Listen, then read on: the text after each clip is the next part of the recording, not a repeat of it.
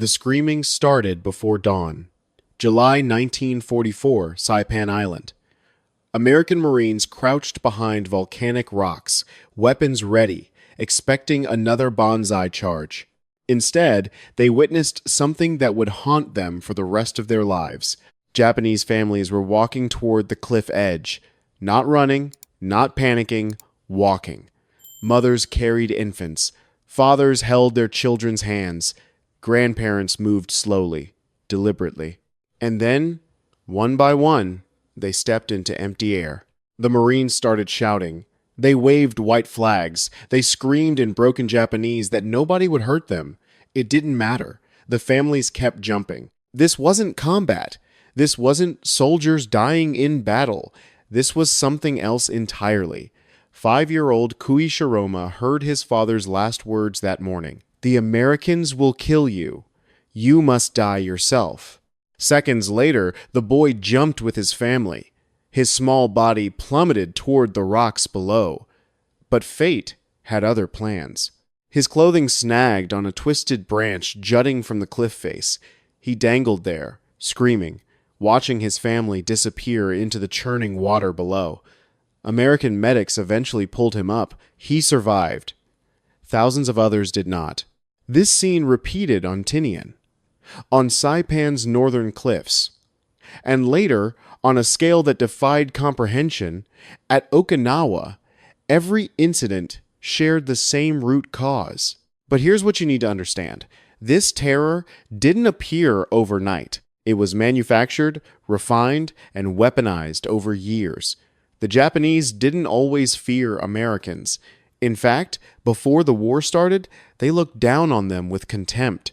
So what changed? How did contempt transform into such absolute terror that entire families chose death over surrender? The answer takes us back to before Pearl Harbor, to a time when Japan believed Americans were too soft, too lazy, and too spiritually weak to ever pose a real threat. And that miscalculation would cost hundreds of thousands of lives. In the years leading up to Pearl Harbor, Japanese propaganda painted a very specific picture of Americans. They were portrayed as individualistic cowards who valued comfort over honor. Japanese newspapers ran cartoons showing fat American soldiers fleeing from battle. Radio broadcasts described the United States as a nation of materialistic weaklings who lacked Bushido, the warrior spirit that defined Japanese identity. This wasn't just government propaganda. Ordinary Japanese citizens genuinely believed it. To them, Americans were technically advanced, but spiritually hollow. They had factories and machines, sure, but no soul, no willingness to sacrifice, no collective discipline. The economic sanctions made this contempt even worse. When the United States imposed oil embargoes in response to Japan's expansion into China and French Indochina, Japanese citizens saw it as proof of American hostility and arrogance. Their military needed that oil. Their war machine depended on it. And now the Americans were deliberately trying to strangle Japan's ambitions. The propaganda machine seized this opportunity. Americans weren't just weak anymore. They were actively trying to humiliate Japan, to keep the Japanese people from their rightful place in Asia. This narrative resonated deeply in a society built on martial honor and collective sacrifice. Japan's military leaders believed their disciplined soldiers would easily crush America's soft, pampered troops once war began. They were catastrophically wrong, but they wouldn't realize it immediately. When Japanese forces first engaged Americans in combat at places like Guadalcanal, the Philippines, and the Solomon Islands, their after-action reports told a complicated story. Yes, American infantrymen were skilled riflemen. Yes, they used grenades effectively and had devastating artillery support. But Japanese officers still wrote dismissively about American tactics. They claimed Americans lacked initiative. They scouted poorly. They relied too heavily on firepower instead of spirit. One officer described American supply dumps as extravagant and wasteful, which only confirmed existing beliefs about American softness. At this early stage, Japanese commanders saw Americans as capable but inferior, dangerous, perhaps, but ultimately unbeatable. That confidence wouldn't survive what came next. By late 1943, something shifted in the Pacific. Japanese soldiers started noticing disturbing patterns. They would sink American ships, and within weeks, more ships would appear. They would shoot down American aircraft, and even more planes would arrive. American infantry divisions would take heavy casualties, then fresh troops would rotate in, while Japanese units grew thinner, younger, more desperate. The Americans kept coming, always, endlessly, like a tide that never receded. Japanese diaries from this period reveal a creeping dread. One soldier wrote, "We sink their ships faster than seems possible, yet they return in greater numbers. How do we fight an enemy who never runs out?" This wasn't about courage anymore. This was about confronting an industrial colossus that existed beyond the reach of Japanese weapons. The American mainland, thousands of miles away across an ocean, pumped out tanks, planes, ships, ammunition, and fresh soldiers at a pace Japan couldn't match. Japanese factories struggled to replace losses. American factories exceeded production quotas. This realization struck at the core of Japan's wartime ideology. They had believed spirit would triumph over materialism. They had convinced themselves that discipline and sacrifice could overcome industrial might. Now, facing an enemy who had both industrial power and competent soldiers, that belief began to crack. But if the American military machine terrified Japanese soldiers, one particular group became the embodiment of their worst nightmares: the United States Marine Corps. From Guadalcanal forward, Marines earned a reputation as relentless, brutal assault troops who never retreated and never showed mercy. Japanese propaganda seized on this and amplified it beyond recognition. According to Tokyo's broadcasts, Marines weren't even human. They were criminals recruited from American prisons. They were sadists who tortured prisoners for entertainment. Some propaganda claimed Marines were forced to murder their own families to prove loyalty before deployment. These claims were absurd, obviously false to anyone who thought critically. But fear doesn't think critically. And these stories spread like wildfire through Japanese military ranks and civilian populations alike. The propaganda created a self-fulfilling prophecy. Japanese soldiers believed Marines would torture them if captured, so they fought to the death or committed suicide rather than surrender. When they did attempt surrenders, they sometimes used them as ambushes, pretending to give up before detonating grenades or attacking with knives at point-blank range. American medics, often unarmed and moving to treat wounded men, were killed this way repeatedly. So, American troops learned not to trust surrender gestures. When Japanese soldiers legitimately tried to surrender, they were sometimes met with gunfire. To Japanese observers who survived these encounters, this looked like proof that Americans were indeed savage murderers who killed surrendering men. The trophy-taking made everything worse. While not widespread, some American servicemen did collect skulls, teeth, and ears from dead Japanese soldiers. When the American High Command discovered this, they issued strict prohibitions and punishments. But the damage was done. Japanese soldiers and civilians heard these stories. Newspapers published them. Radio broadcasts repeated them. In a climate where both sides had stopped seeing each other as fully human, these accounts spread rapidly and became exaggerated with each retelling. They became yet another reason why surrender seemed impossible, why death appeared preferable to capture. Then there was the firepower itself. Japanese soldiers wrote in their diaries about the psychological impact of American artillery and naval bombardment. The earth-shaking explosions, the nighttime bombardments that made sleep impossible, the shells that fell endlessly, hour after hour, day after day. To soldiers raised to believe that spirit mattered more than machinery, this overwhelming display of industrial violence was psychologically crushing. One diary entry described it as fighting against the sky itself, which rained steel without end. The noise alone drove some men mad. The constant threat of sudden death from an explosion they couldn't see coming, couldn't predict, couldn't fight against, wore down even the most disciplined troops. And this terror, built through years of battlefield experience and amplified by propaganda, was about to reach its horrifying peak on Saipan. By the time American forces reached Saipan in summer 1944, fear among the Japanese population had reached a fever pitch. The island held roughly 20,000 civilians who had been told for years that Americans were demons in human form. They had heard the propaganda about torture, mutilation, and rape. They had absorbed stories about Marines as inhuman monsters. And now those monsters were actually here, fighting through Saipan's jungles and towns. After brutal fighting and a final desperate banzai charge that shattered the last organized Japanese resistance, the civilians faced what they believed was their fate. Hundreds, possibly over 1,000 people, chose suicide. American soldiers wrote in their journals about watching in disbelief as entire families walked calmly to cliff edges, bowed toward the sea, and jumped hand in hand. U.S. troops tried everything to stop them. They shouted assurances. They posted Japanese-speaking interpreters who screamed that no one would be harmed. Some Marines physically tried to grab people before they jumped. Nothing worked. Fear had completely replaced reason. Parents killed their own children before jumping. The elderly threw themselves off first, followed by younger family members. The cliffs echoed with screams for hours.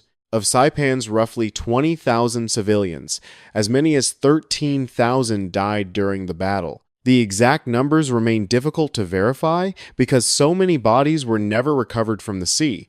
But this tragedy made one thing absolutely clear. Japan's wartime propaganda had succeeded far too well. It had convinced thousands of people that death was genuinely preferable to American capture. The psychological weapon Tokyo had created to harden resistance had instead produced mass civilian casualties that served no military purpose whatsoever. And this was just the beginning. The worst was still coming at Okinawa, just 340 miles from mainland Japan. But before we get there, you need to understand the three factors that kept amplifying Japanese terror as the war ground on. First came the cycle of false surrenders and brutal close-quarters fighting. Japanese soldiers would raise their hands, wait for Americans to approach, then detonate grenades or attack with knives.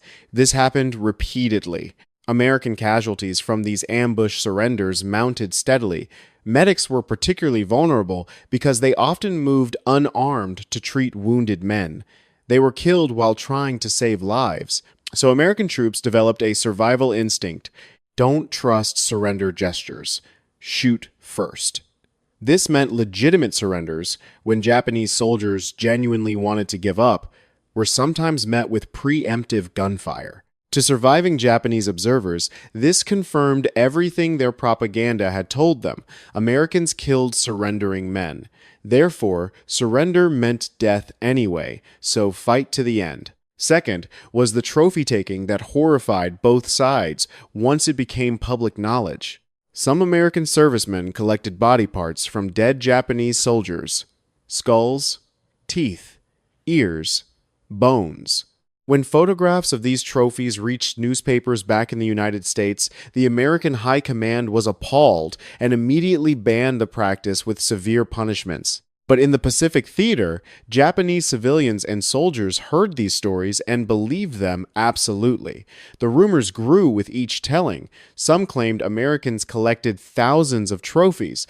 Others said they displayed them publicly. Most stories were exaggerated, but enough were true to make all of them believable. In an environment where mutual dehumanization had become normal, these accounts spread like disease and became yet another ironclad reason why surrender was impossible. Third was the sheer overwhelming power of American firepower. Japanese diaries mention this constantly. The earth-shaking violence of U.S. naval guns, bombardments that continued all night, every night, making rest impossible. Artillery shells that fell in endless waves. To soldiers raised, believing spirit would triumph over materialism, this industrial-scale violence was psychologically devastating. They couldn't fight back against it. They couldn't hide from it effectively. They could only endure it until a shell found them or until their minds broke under the constant pressure. This created a feedback loop of terror that consumed the Pacific War by 1945. Japan taught its people that Americans were monsters. Japanese soldiers acted in ways that hardened Americans into deep distrust. American responses confirmed Japanese fears. Those fears justified more resistance and more brutality. Neither side saw the other as fully human anymore. And then came Okinawa. Okinawa was apocalypse. Just 340 miles from mainland Japan, it became the last and bloodiest battle of the Pacific War. Between 150,000 civilians died there. Many were caught between the two armies, killed by artillery or gunfire from both sides.